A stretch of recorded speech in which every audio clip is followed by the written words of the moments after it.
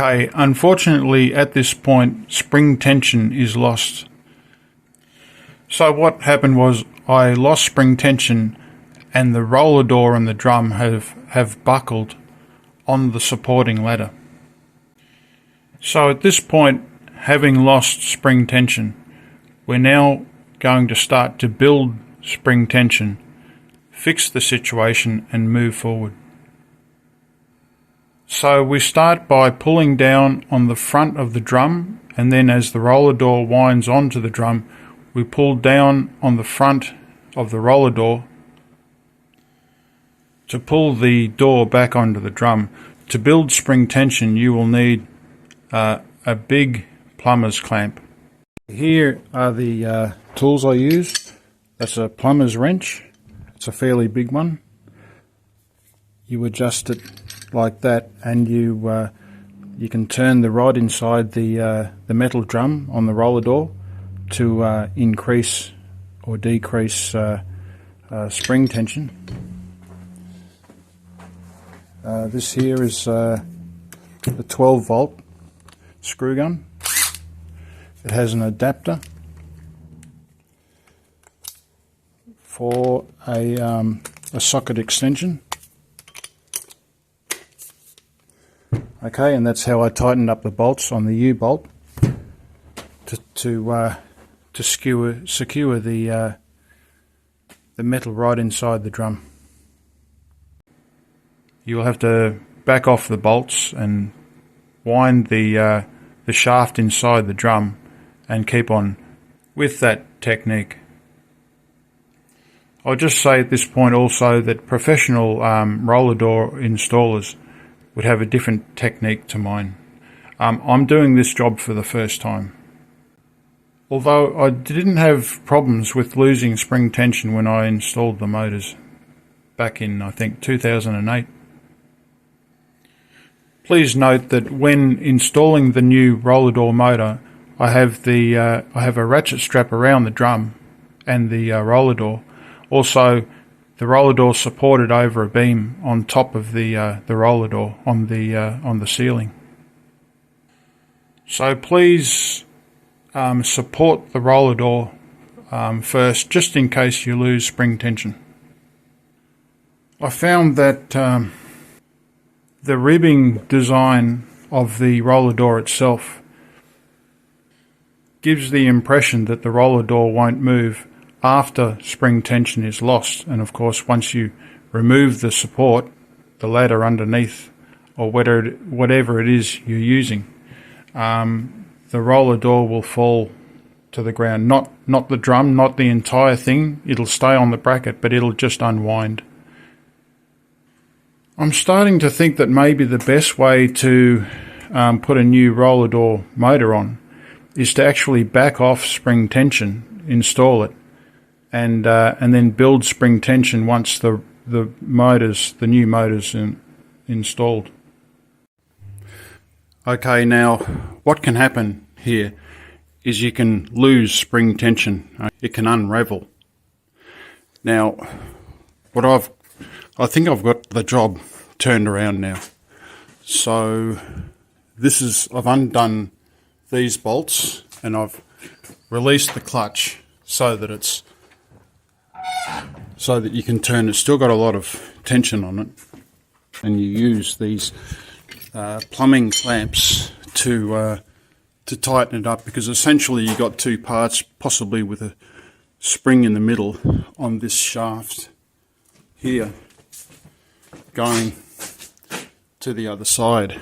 However, I've found that if I tighten this up, I can still turn it and it won't go back the other way at the moment. Things could change when the spring tension starts to build up, but I'll attempt to record it.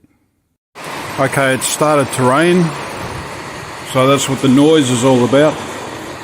But here you can see the bracket. And what happened was, when I loosened that off, it unwound, and I lost the spring tension. So that's fairly tight at the moment, but I am able to grip onto here and turn this around, but it won't spring back yet. So I am starting to get spring tension. So the moral of the story is don't undo the bracket on the opposite side of the motor. Just demonstrate that I can't lift the garage door.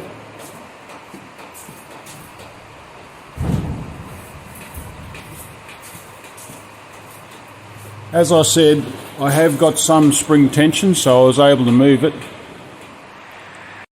So for this, I am wearing gloves and some form of eye protection.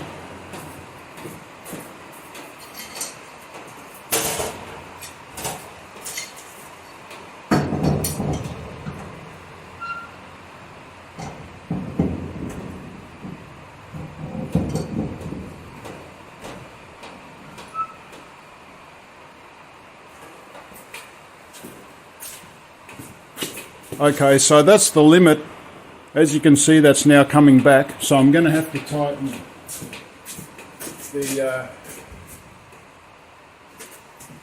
tighten it a little bit more. I think it's this one here.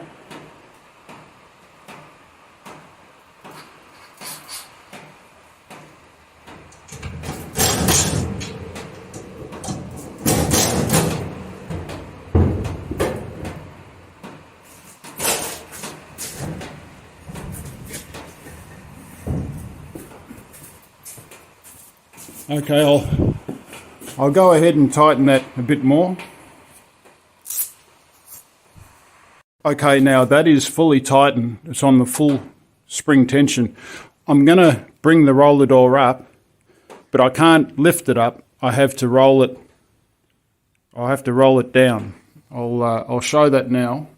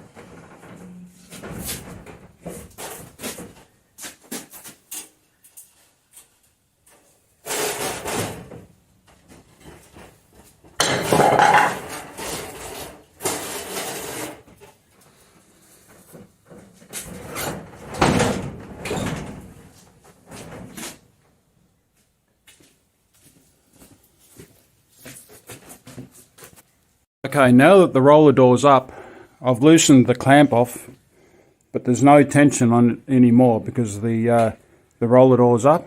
So what I'll do is now retension it.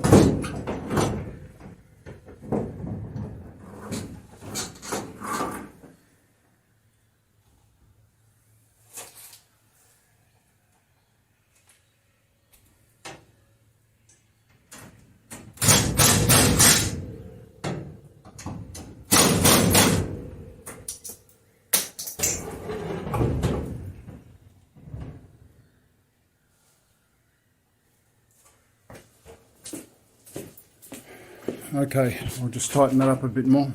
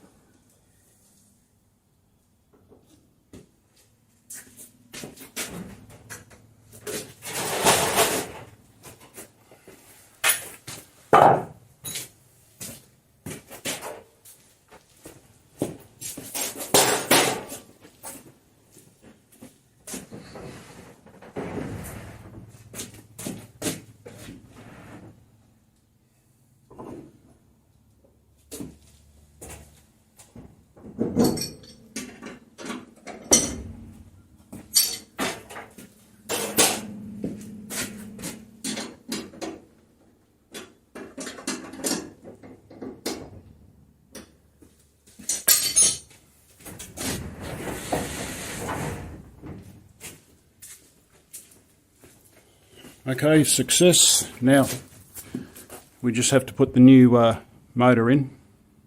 Yeah, so how it works is the opposite side to the motor is the one that's under tension, so never undo the opposite side. Okay, otherwise you'll have to do the work that I've just shown to get the spring tension. Now what we're going to do next is we're going to support the roller door.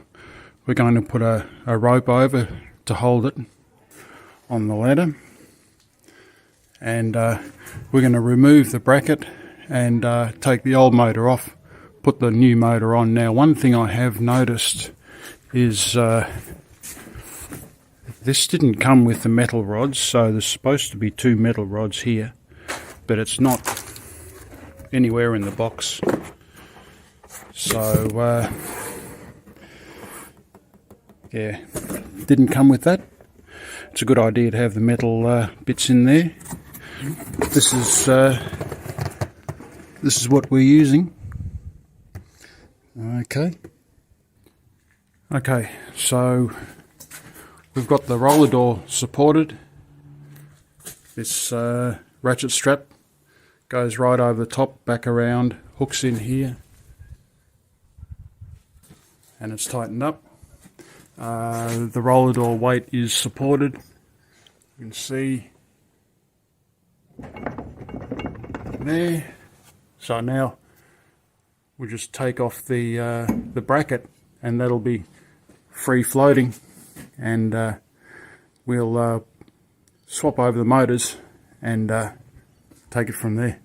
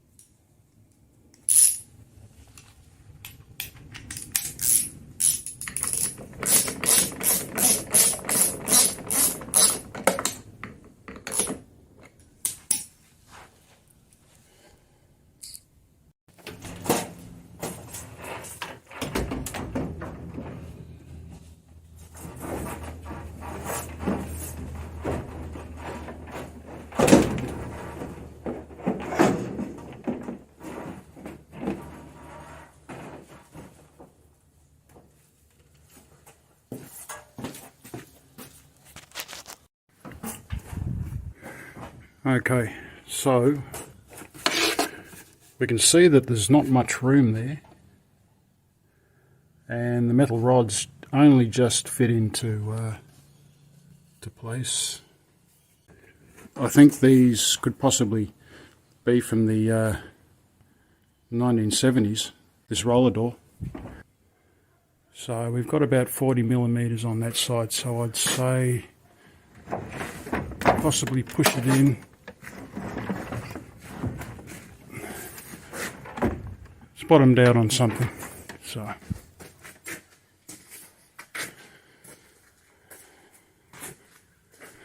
I'll get that sorted out now, but that's the most of the work done.